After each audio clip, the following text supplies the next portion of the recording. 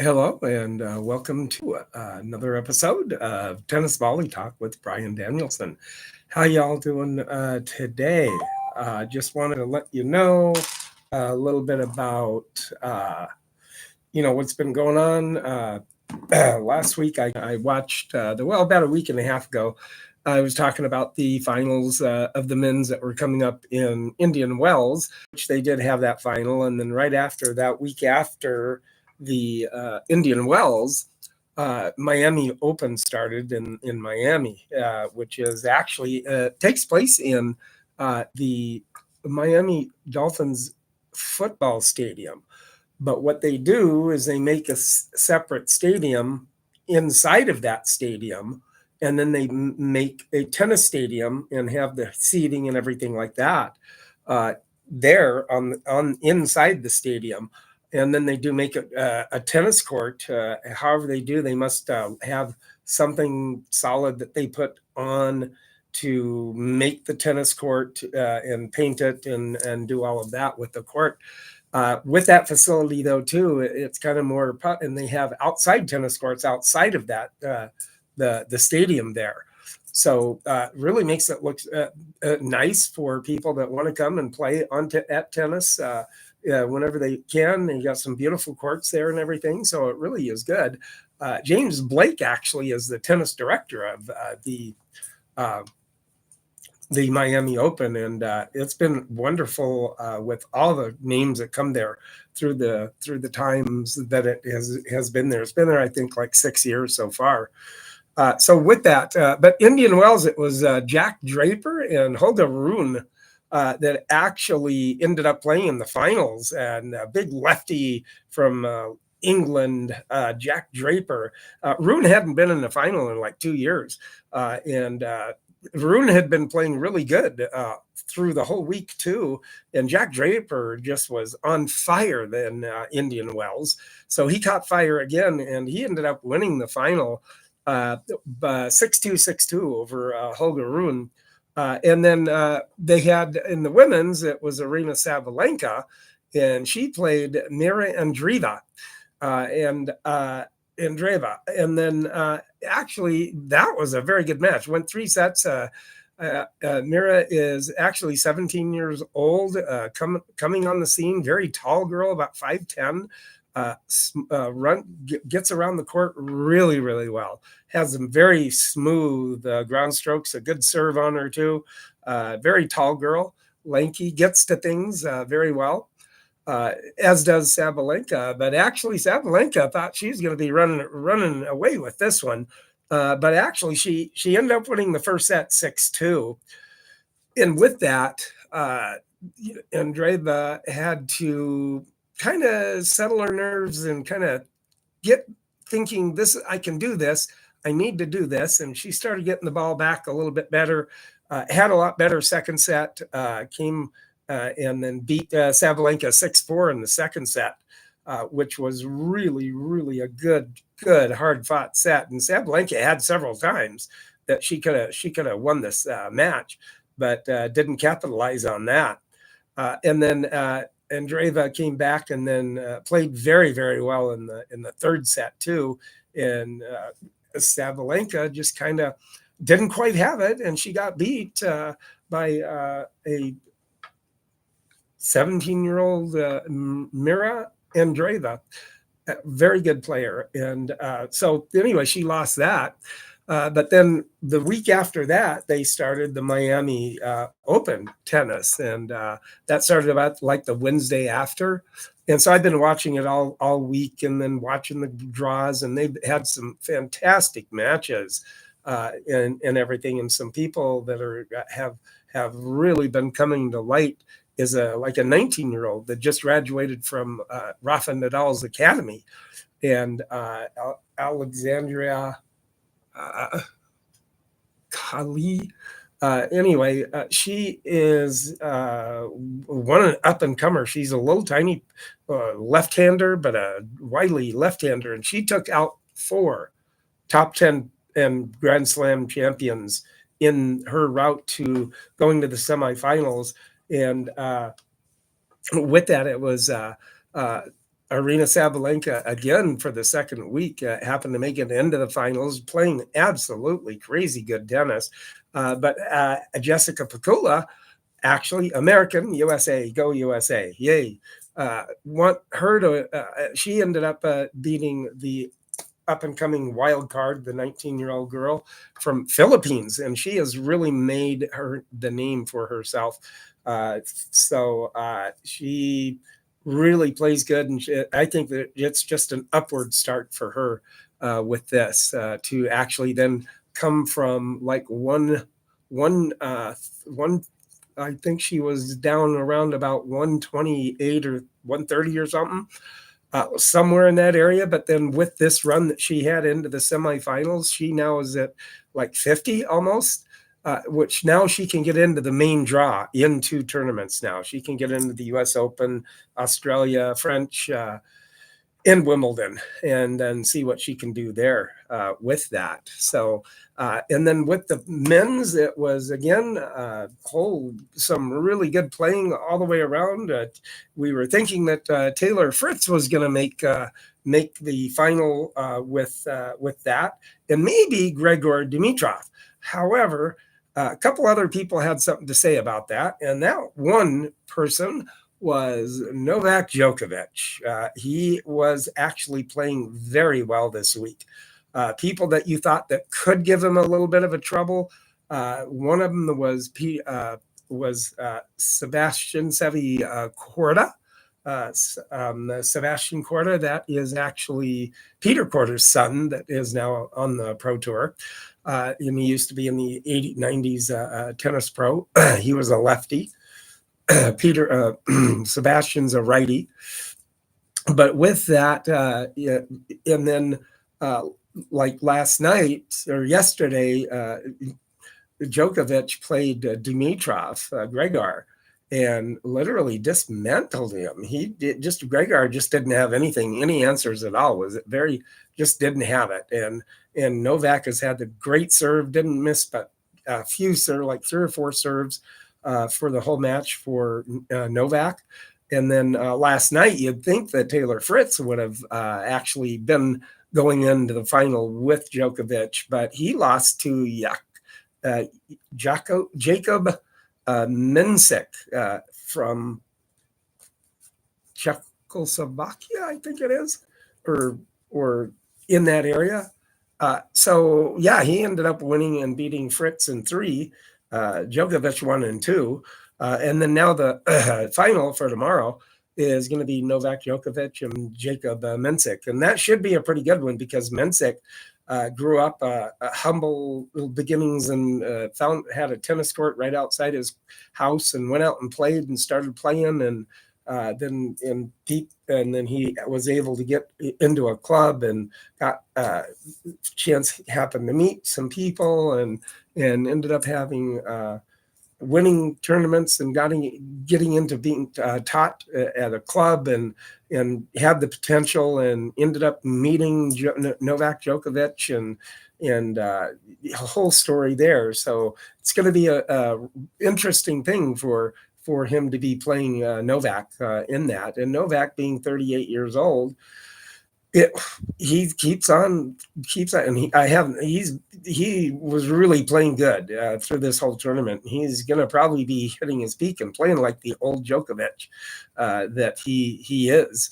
And he used to be many 10 years ago. And he's like literally getting to that point where he's looking pretty good. He actually got one of the coaches that he's with right now is Andy Murray that had just recently retired. So with that, Andy is just kind of giving him such insight with things, and it seems that he's grabbing a hold of it, and so it seemed to be working out good for them to be able to do that partnership there with Andy Murray and Novak Djokovic. So with that, you podcasters, be sure and like, subscribe, and comment. Let me know what you like. If you like the over-the-phone interviews, just let me know that too. And I like doing those and trying to find some different venues and trying to find different people that I can get a hold of. Might have another in-house guest coming up here in a couple of weeks. Should work out pretty good. And then for you podcasters out there, you're going to hear Racket of the Day. You're going to be able to hear it, and you will be able to see it. That's going to be coming up pretty soon too. But yeah, anybody that give me your thoughts. Who do you think is going to win the Sabalenka Pegula match? Who do you think is going to win Novak Djokovic and Jakub Mensik match? Which should be pretty good. Both of them should be pretty good. And Pegula is playing very good tennis right now and making it into the final here, where she made the big run in the U.S. Open last year. So really, actually, very good. Actually, for the U.S. men and women, the tennis has been very well this year in that respect of American men and women in the top 100, and it's just really good to see with that. And Taylor Fritz is leading the bunch of them. He's at number 5 in the world with that, and and then the women, they have like 3 and 4 right in the top 10 already. Jessica Pegula, Coco Gauff, Emma Navarro, and who else? Name skips me, but I think it's 3 or 4 in the top 10 already for the Americans. And it just is really a good thing to see with the American tennis coming in its own again and keeping it going. But yeah, you YouTubers out there, like, subscribe, comment. Let me know what you think about the podcast. I like doing it. In the comments, please let me know what you want me to do, what you would like to see me to try to do, and either more history on the tennis, the different things about tennis. Let me know. I'm always looking for some little hints and helps and in the comments. So please comment, like, and subscribe. And for you podcasters, you do the same: like, subscribe, and comment. Would appreciate it very much. And then, like I said, if you want to take a look at the Racket of the Day, you can go to my YouTube channel, Tennis Volley Talk, and take a look at it yourself there. So anyway, with that, today we do have it's a Wright-Didson racket, and it's the Stroke King Wright-Didson racket. This racket's probably in around about the probably 50s, right in that area, 50 to 60s.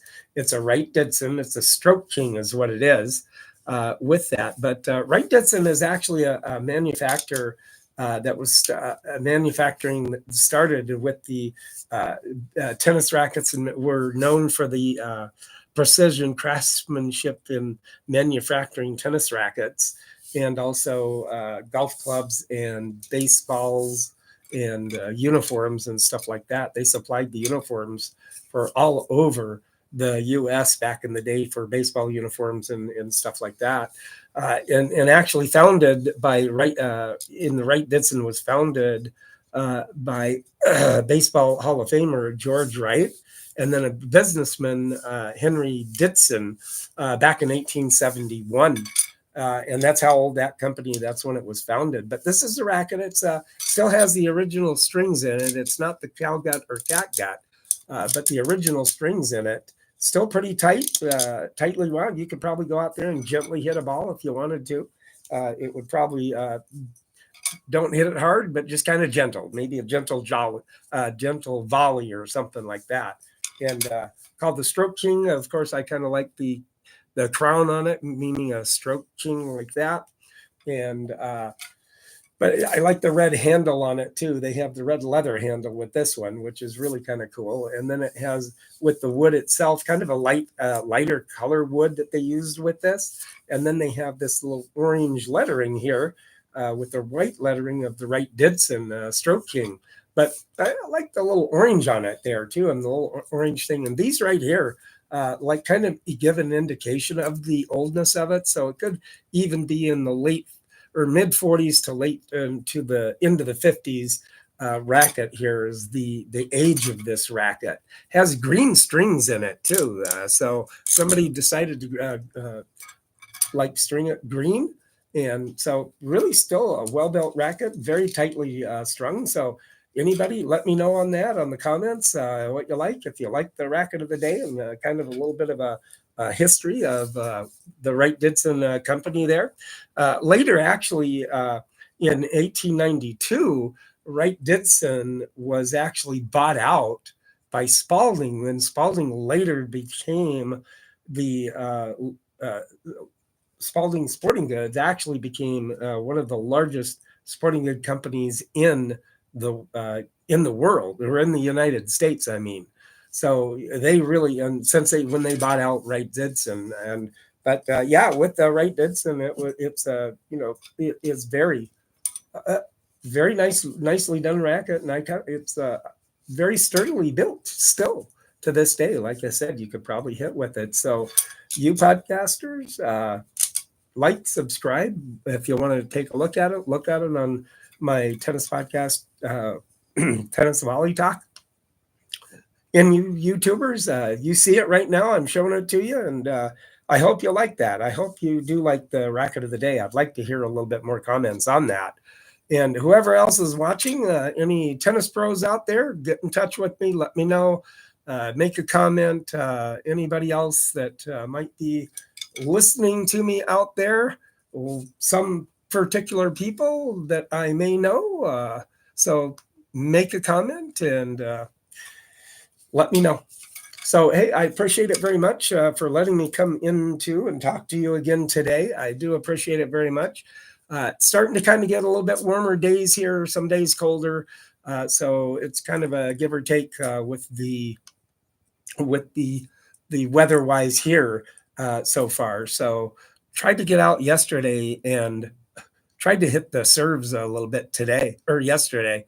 It was fairly nice out, but I could not hit a broadside of a barn with a serve yesterday. Nothing was going right with trying to serve the ball. I just didn't know what was going on. So another day I will get out there and see what I can do with trying to get a little bit more consistent with the serve, because that's been really kind of a little failure of mine here lately. Just not having the timing on it, not having any strength to it, not hard. It just like just doesn't seem quite right. So I just need to kind of get down and kind of calm down and see what I need to do and get a better serve out there. But nobody was at the court. There was a couple of guys. One young guy came by, and this is what I like doing too. And if anybody likes this and likes showing people how to hit the ball, which I really do, because if they're not as good as what I am, but I like telling them how to hit the ball better. And I like doing that. That just really made me feel good. The one young kid that came up and said, "Hey, how long was I going to be on the court?" And I said, "Oh, not too much longer. Come on out. Come on over. We'll hit." And so he got ready and he started hitting with me. And then I went, "Oh, come." He goes, him and his buddy had been playing about a little over a year or so. And they get out and try to hit. And I saw that he was not quite holding the racket. He was holding the racket up here and holding it with his finger here, and he had no control. So I just told him to bring the hand down on the racket handle a lot further, and just hold the grip like that for the forehand grip, like that, and so he can hit a little bit.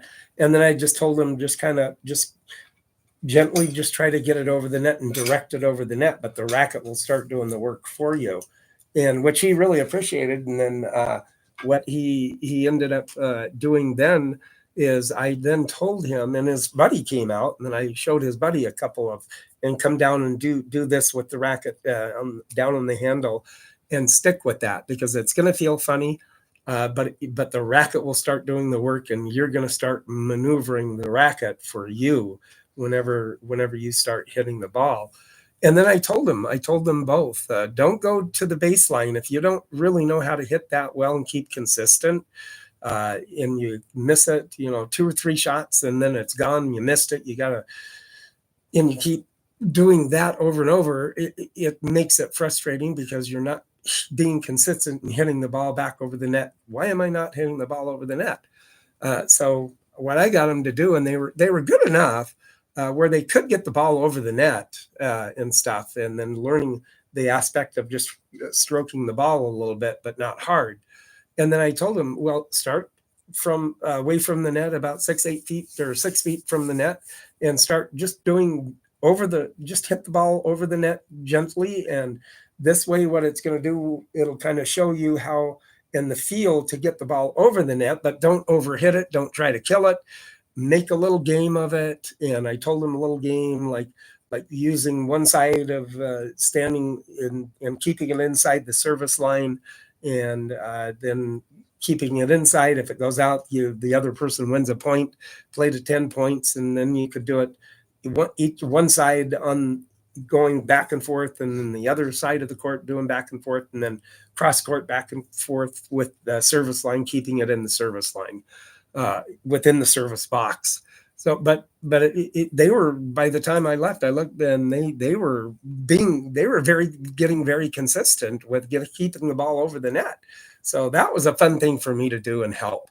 So yeah, anybody has any stories on that, let me know on helping people and just like the just kind of the fun of being able to show people that you can be consistent, but you got to work a little bit at it with hitting the ball. So that was a fun thing for me to do, and I really liked doing that and showing those two young kids how to hit the ball better, and they were doing it. And I even heard the one guy goes, yeah, that it feels so different having your hand down on the racket handle so much, but I can see where it gives it better control with it. And then I said to him, my time, I did good with that. So with that, everybody, if you're playing outside and you're in the southern states and it's sunny and warm, keep it up, keep on hitting, keep on playing. And for us that are still kind of semi outside, kind of inside, keep on playing, keep on hitting. And I thank you for letting me come in and talk to you today, and like, comment, subscribe for both you YouTubers and you podcasters out there. Like, subscribe, and comment. I do appreciate it very much, and everybody have a nice week. Thank you very much.